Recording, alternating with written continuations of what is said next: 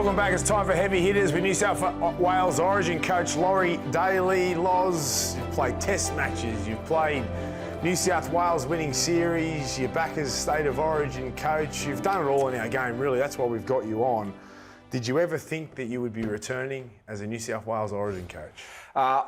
Honest answer, g'day Dan, and hello Braith. No, I never thought I'd be back coaching New South Wales. Obviously, no one expected Madge, after what he did last year, to not be there for this year. So I think that surprised a lot of people. But then the opportunity arose and I was able to get the job back, and it's something I'm very proud of, but certainly know that it's a big responsibility. Why put yourself back into the furnace of what is State of Origin? I'm a person that likes to have no regrets, and I also like challenges, and I also think that when you've played for New South Wales, you feel like you've got something to offer, and you always have that. So it's a passion of mine, New South Wales. I love rugby league. The opportunity arose. I was lucky and fortunate enough to get the position, so I'm excited, but I know there's a big challenge ahead. Well, your first era, this is the second era we're entering, first era, you're at in the meat of a really hot Queensland era, which you've sort of walked into. What do you think, 2017 is when you last hit it, what do you think makes you better now than, say, when you started in 2013? What makes you better equipped in 2025? Oh, I think you're more experienced, and you know that when you watch and see and listen and learn, you'd be silly not to be better, and you'd be silly not to take people's advice. And I think sometimes when you're in that position, you think you know it all, and you don't. So I think that, while I've been out of the game, I still watch the game, still very passionate about the game, and still think that I can do a lot in this role. So for me, I won't be changing too much. I certainly won't be changing as a person, but there'll be little tinkers that we'll make along the way, and I know that New South Wales will be very well prepared for a tough Origin series. Before we get to some possible selections or changes, whatever that may be, Dan and I will drill down into that a little bit. What does State of Origin and the New South Wales Blues jersey mean to you? Well, it means a lot, doesn't it? I think it means passion. It means that you want to be the player that everyone wants to play with, and you can't afford to let your state down. You've been given that responsibility. It's not a God-given right. That jersey is yours. You've got to earn it, and you've got to earn it through performances through your club, and then when you pull it on. And I keep coming back to the great responsibility to you is to play well and to not let your teammate down. And if we've got a team that's full of energy, full of passion, and blokes that want to be there and take great pride in their performance and compete for 80 minutes, then I'll be extremely happy. Great, that's enough half volleys outside off stump. Let's get some shortness. You weren't interested in what the jersey meant to Laurie? What does it mean to you?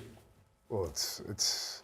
You had some fair games in the Origin jersey. It's not about me, but the Origin jersey is everything to you. I mean, growing up, he was the man that I looked up to. He was the 5'8" for New South Wales. He played in other positions, played centre as well. But for every kid watching Laurie, they wanted to be him. Do you know, I couldn't stand him as a player because I was a Canterbury kid. He and Ricky would break Canterbury's hearts. But then the moment he engaged with Mal, and it was a 92 series, is my favourite State of Origin moment of all time. It was at the end of that series. Anyway, sorry, I've talked about the blue jersey enough. We've lost the Queensland audience. Right, now, let me pretend to be a journalist for 2 minutes. Is Nathan Cleary a halfback? We're locking that in now, tonight. The Nathan Cleary fit, obviously, is number 7. Well, put it this way, Dan. Nathan Cleary, in my mind, if he's not the best player, he's the second best player in the game. And if New South Wales run out without Nathan Cleary and he's fit, I reckon we're in a very, very, very, very, very strong position. Now that puts you in a bind because Moses was magnificent in Game 3 last year. So it's tough. There's only so many spots to go around. If he gets back on his feet, which we expect, he should be back before the series. Is there anything we can do with him? Is he a contender for 6? Is he a contender for the bench? Is there anything for him? Most definitely, yeah. I think the key for Mitch is to obviously get back and play. I was really impressed with what he did in last year's series. I think Mitch has got the ability to play 5'8" in Origin as well. I thought his kicking game was fantastic last year. And his ability to be able to make the plays when the game was on the line really impressed me. And we saw that in Game 3. You know, Game 2, when he played, I thought he was excellent. I think he got man of the match. Might have got man of the match or close to the best player on the field. And in Game 3, when the big moments rolled around, he was able to deliver. Have you had a chat with Zach Lomax about where he may fit in? He did a sensational job on the wing last year. We've heard for years now he wants to be a sort of centre in club football. Where are we at with that? I haven't spoken to Zach. Last time I spoke to him was in the camp that we had in the pre-season. So that would have been late January, early Feb. I see Zach as a winger, not a centre, at this level. And if Zach's in the team, it'll be on the wing. It won't be in the centres. You mentioned the centres. Bradman, Best and Crichton were in the winning New South Wales Origin team. You got the likes of Tommy Turbo, Latrell Mitchell. Tommy's obviously out, but he'll be back by then. Latrell Mitchell, there's a lot to fit into 2 spots there. Although, you know, we got Edwards at fullback and the list goes on. But what are your thoughts around that? Yeah, it's going to be a difficult decision, whichever way we go. I think that there are going to be some high-quality players miss out if they're all fit. If they're all fit for selection, it's going to be a tough decision. Yeah. So, is it hard though to make change, considering, you know, winning series? Those players wore that blue jersey, or are you not afraid to make change? No, I'm not afraid to make change. Yeah. I think, you know, Dan asked me before, what are some of the lessons I learned? I think sometimes you learn that you need to be playing well leading into Origin to have that confidence. Yeah. So I'll be looking at players that are playing well and guys that have been there over the last couple of years, or in particular last year. If they're not playing well, they'll probably receive a phone call. Just to sort of remind them that if they want to be a part of it, then they'll need to pick up, you know, their effort.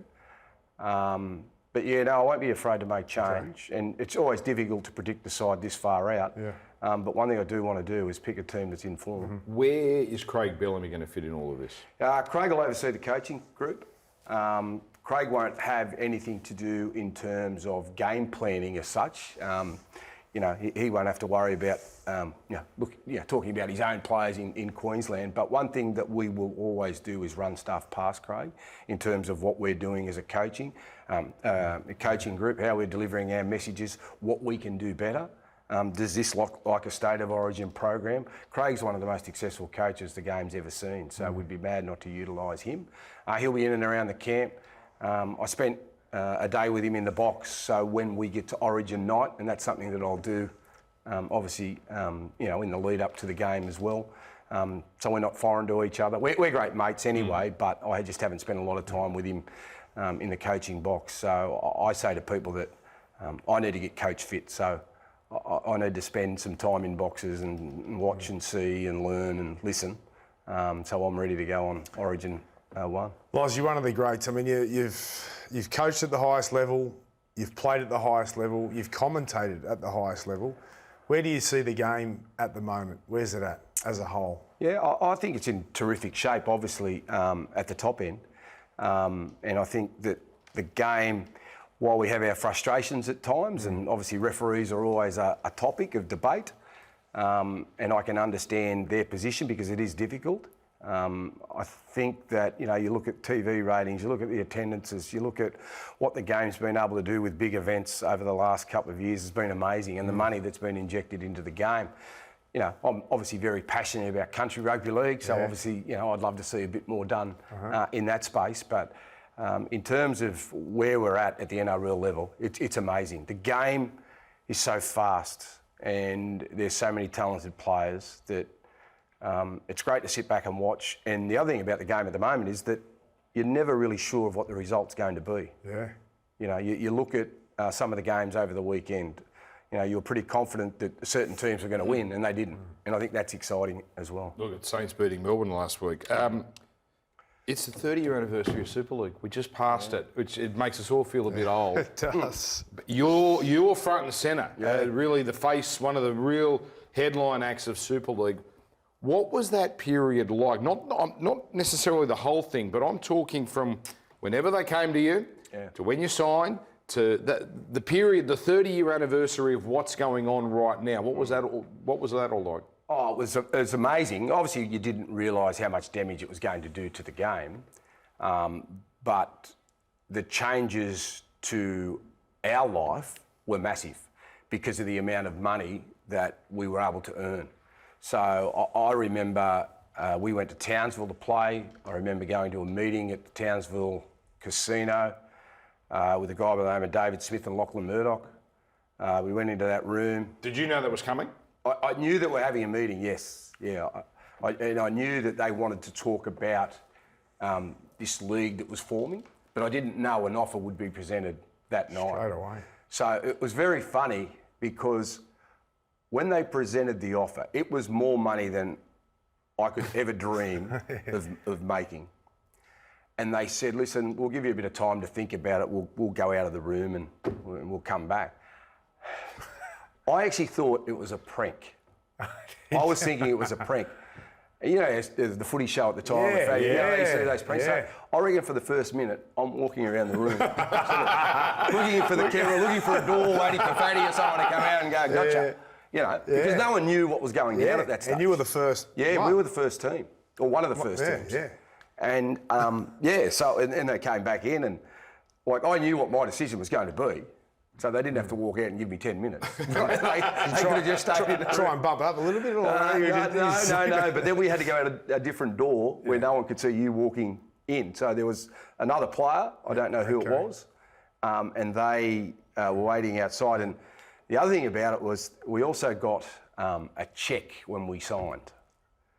So I remember going back, and I was the first back at the hotel. So I knew all the other players were up there. So I'm twiddling my thumbs, just going, wow, what's happening here? And then they all come back, we're high-fiving, they're telling us what they're earning, and then they'd put the cheque, and we all put the cheques down. Yeah.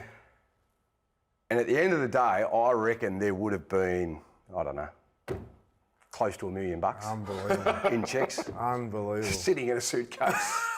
So it was sort of weird times, and we had a game to play the next day. But we decided to get some beers, as you do with footy players, and we just sat around and just discussed what had just happened and had a few drinks. Sounds like good times to me. It was, yeah. What about the Canberra Raiders? There was a period there where you were so dominant, 3 premierships. I used to love you guys growing up. Why were you so dominant? Apart from the star-studded team that you did have, I mean, it's not just all about the team. We know that, being ex-players. Why were you so good? Why were you so invincible? Other than people's will to win and the ability that they had, camaraderie. Camaraderie. Any really good side that I've been involved in, you have the love of the teammate, and that's so important.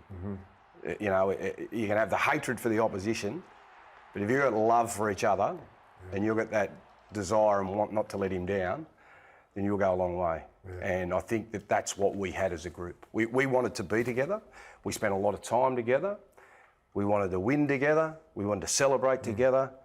And we're all good friends. And I think when you've got that bond, it's very strong. They had all that. They were still a fair team. They were a very fair team. They weren't a bad list. That wasn't a bad list, Braithy boy. Loz, you're one of the greatest players to play our game. You're a great bloke as well, and good luck with those Blues and get us home, will you? Yeah, I'll be doing my best, Braith and Dan. I'm sure we'll go well.